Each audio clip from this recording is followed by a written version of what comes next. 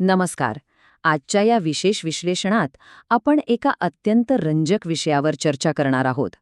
मानवी मन नेमकं काम कसं करतं आणि महत्त्वाचं म्हणजे फक्त आपल्या विचारांवर नियंत्रण मिळवून आपण आयुष्यात एखादा मोठा सकारात्मक बदल कसा घडवू शकतो, हेच आज आपण बोधनिक वर्तनोपचार पद्धती म्हणजेच कॉग्निटिव्ह बिहेवियरल थेरपी किंवा थोडक्यात सांगायचं तर सीबीटीच्या माध्यमातून समजून घेणार आहोत.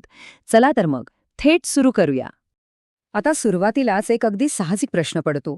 आपलेच विचार खरोखरच आपलं वर्तन बदलू शकतात का? समजा अचानक मनात एक विचार आला की मी पूर्णपणे अपयशी आहे. आता वरवर पाहता हा एक छोटासा आपोआप आलेला विचार वाटतो, बरोबर?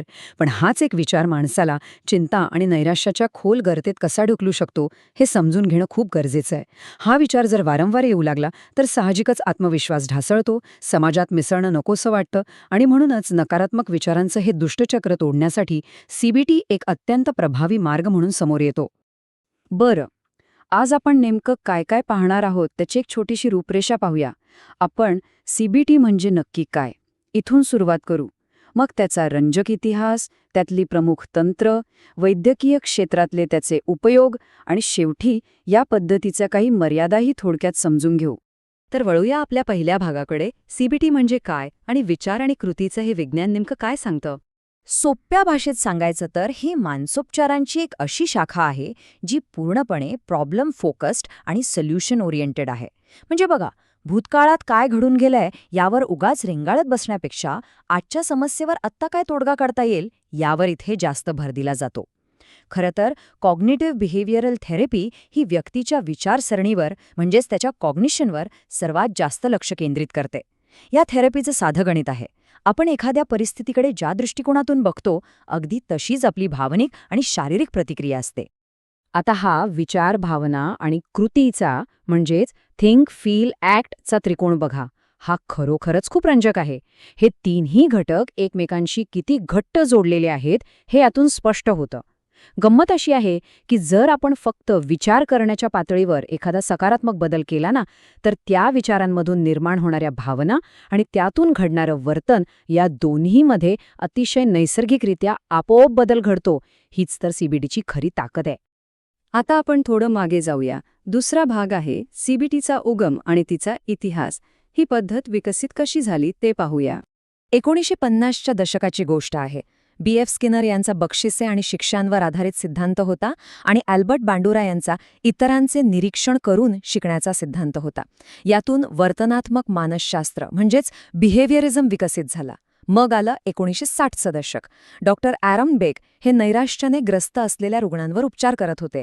तेव्हा त्यांना जाणवलं की या रुग्णांच्या मनात काही नकारात्मक स्वयंचलित विचार येत आहेत. रुग्णांच्या दुःखाचं मूळ त्यांच्या स्वतःविषयीच्या या अपयशी विचारांमध्येच दडलेलं आहे हे त्यांनी ओळखलं. आणि मग 1970च्या दशकात या दोन्ही प्रवाहांचा संगम झाला आणि आज आपण ज्याला सीबीटी म्हणतो त्या अत्यंत प्रभावी आधुनिक उपचार पद्धतीचा जन्म झाला. हे सगळं प्रत्यक्ष कसं काम करतं? वळूया तिसऱ्या भागाकडे.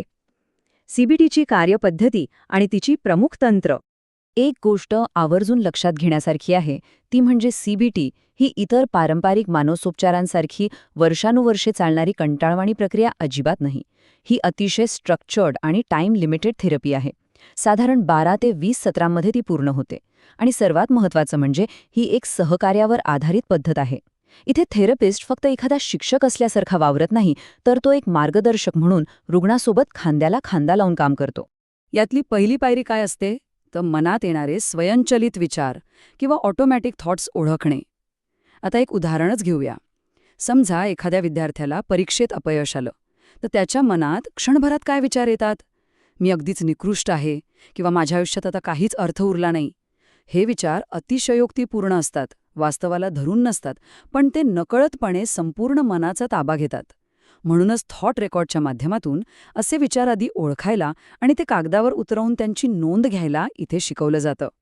आणि इथून पुढे सुरू होते विचार पुनर्रचना म्हणजेच कॉग्निटिव्ह रिस्ट्रक्चरिंग. ही संकल्पना प्रचंड प्रभावी आहे बरं का. आता मी पूर्णपणे अपयशी आहे हा विचार मुळातच अविवेकी आणि कसलाही पुरावा नसलेला आहे. मग थेरपिस्ट अशा विचारांना थेट आव्हान देतात आणि रुग्णाला त्यामागील सत्यता पडताळून पाहायला लावतात.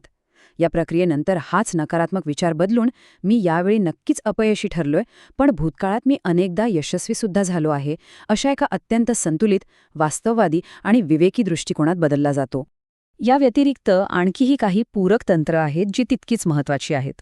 जसं की प्रत्यक्ष वर्तनात्मक प्रयोग करून मनातल्या भीतीची वास्तवात चाचणी घेणं, किंवा फोबियासारख्या आजारांमध्ये एक्सपोजर थेरपी वापरून हळूहळू भीतीला सामोरं जाणं. तसंच शरीराची सततची ती ताणतणावाची फाईट ऑर फ्लाईट स्थिती शांत करण्यासाठी श्वसनाची आणि ध्यानाची रिलॅक्सेशन तंत्र वापरली जातात.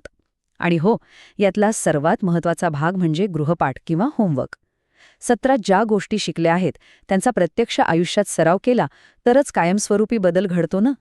आता आपण आपल्या चौथ्या भागाकडे वळूया, वैद्यकीय उपयोग. मानसिक आजारांवर ही पद्धत कशी वापरली जाते ते बघूया. इथं आपल्याला सीबीटीचे अफाट लवचिकता दिसून येते. नैराश्य आणि चिंतेच्या आजारात प्रामुख्याने विचार पुनर्रचना आणि रिलॅक्सेशन वापरलं जातं. ओसीडी म्हणजेच ऑब्सेसिव्ह कंपल्सिव्ह डिसऑर्डरच्या बाबतीत सांगायचं तर त्यात ERP म्हणजेच एक्सपोजर अँड रिस्पॉन्स प्रिव्हेन्शन नावाचं तंत्र वापरून रुग्णाला त्याच्या नकारात्मक भावना सहन करण्याची सवय लावली जाते. जर फोबिया किंवा PTSD असेल तर हळूहळू भीती कमी करणारं सिस्टमॅटिक डिसेन्सिटायझेशन खूप प्रभावी ठरतं. इतकंच काय, निद्रानाश म्हणजेच इन्सोमनियावर सुद्धा CBTI अत्यंत उपयुक्त ठरते. पण कोणत्याही वैज्ञानिक पद्धतीला काही मर्यादा असतातच. तोच आपला पाचवा भाग आहे, CBTच्या मर्यादा समजून घेणे. आता CBT कुठे कमी पडते तेही तितकंच खुल्या मनाने पाहिलं पाहिजे. ही पद्धत बालपणातील सखोल भावनिक आघात किंवा जुन्या जखमावर थेट काम करत नाही. आणि हो, यासाठी रुग्णाचा मानसिकदृष्ट्या सक्रिय सहभाग असणं अत्यंत आवश्यक असतं. सर्वात कळीचा मुद्दा म्हणजे एखाद्याच्या नैराश्यामागे असणारी सामाजिक, आर्थिक आणि कौटुंबिक कारणं यात बऱ्याचदा दुर्लक्षित राहतात. तसेच ही पद्धत मुख्यत्वे पाश्चिमात्य आहे. त्यामुळे भारतासारख्या गुंतागुंतीच्या आणि बहुसांस्कृतिक समाजात जिथे आपण अनेकदा सामूहिक निर्णय घेतो तिथे ती जशीच्या तशी लागू करणं थोडं कठीण होतं. शिवाय प्रत्येक गोष्टीचं निव्वळ तार्किक विश्लेषण करायला गेलो तर कधीकधी रुग्णाच्या खऱ्या भावना अवैध ठरवल्या जाण्याचा धोकाही असतोच. हा विचार या संपूर्ण मर्यादांचा अगदी अचूक सारांश देतो. मानवी मन हे नेहमीच काही सरळ रेषेत काम करत नाही. ते अनेकदा अतर्क्य, अस्पष्ट आणि प्रचंड गुंतागुंतीचं असतं. त्यामुळे एक पूर्णपणे तार्किक आणि रेषीय मॉडेल या मानवी मनाच्या अथांग आणि गुंतागुंतीच्या भावनांना सामावून घेण्यासाठी कधीकधी अपुरं पडू शकतं. पाश्चिमात्य दृष्टिकोनाच्या या सर्व मर्यादा समजून घेतल्यानंतर साहजिकच आपल्या सर्वांसमोर एक मोठा प्रश्न नक्कीच उभा राहतो. भारतासारख्या बहुसंस्कृतिक आणि गुंतागुंतीच्या समाजाला पूर्णपणे सामावून घेण्यासाठी भविष्यात आपल्या मानसिक आरोग्याच्या उपचारांची उत्क्रांती नेमकी कशी व्हायला हवी? हा खरोखरच एक अत्यंत विचार करायला लावणारा प्रश्न आहे, नाही का? मानवी मनाच्या आणि त्याच्या विज्ञानाच्या या सखोल विश्लेषणात्मक प्रवासात आज सहभागी झाल्याबद्दल खूप खूप आभार. अशाच माहितीपूर्ण विश्लेषणासह आपण पुन्हा नक्की भेटूया.